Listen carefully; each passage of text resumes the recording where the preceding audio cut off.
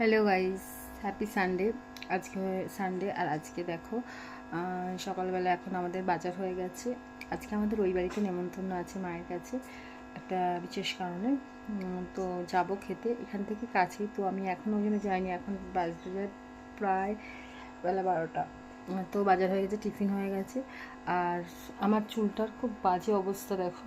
আজকে আমি একটু হেয়ার কাটিং করতে যাবো, মানে পেছনটা দেখাচ্ছি তোমাদের। যাতা অবস্থা একদম সাপ হয়ে গেছে। অনেক দিন হয়ে গেল। গত প্রায় ভাবির যতদিন বয়স 3 বছর, আমি ততদিন চুল ফুল কাটি না। সেই ভাবি হওয়ার সময় না হওয়ার আগেটা করে তখন কেটেছিলাম ছোট করে, সেটাই বেড়ে বেড়ে এতটা হয়েছে। তারপরে একবার কেটেছি বাড়িতে, জাস্ট একটু কেটেছিলাম, মানে সেইভাবে যাই না কাটতে। তো একদম বাজে অবস্থা হয়ে গেছে চুলের, ওই জন্য আজকে একটু যাবো হেয়ার কাটিং করতে। আর ভ্রুটারও যাতা অবস্থা, ভ্রুটা করতে যাব। তো ভালোই হয়েছে আজকে চাপ কম, রবিবারে নইলে এমনিতে অনেক চাপ থাকে। আজকে রান্নাবান্না নেই, শুধু বাজারটা করেছি, সেই বাজারটা গুছোবো। কারণ গত 2 সপ্তাহ ধরে আমরা এখানে মায়ের বাড়িই খেয়ে যাচ্ছি। ষষ্ঠী ছিল তার আগের সপ্তাহ, তারপরে আগের সপ্তাহেও বেড়াতে গেছিলো, ওইখানে ছিলাম।